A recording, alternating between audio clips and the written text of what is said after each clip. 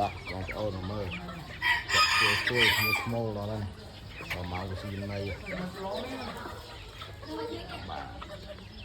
តែមកដាក់ប្រកាត់មេឥឡូវចេញមកវារត់ជួលអាបាវិញស្ទៀវគឺស្មូលមក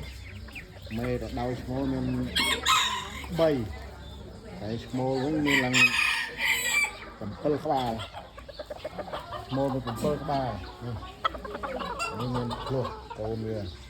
គូវាភ្លោះនេះចៅវិឡងអសរហ្នឹងចៅទៅវិញនេះអង្គគេជួលវាគ្រប់គ្នាហើយ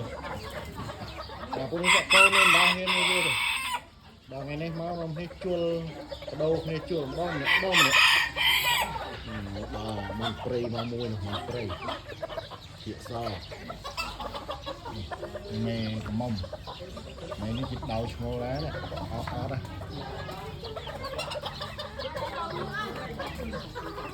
កូនចៅវិលងសនៃ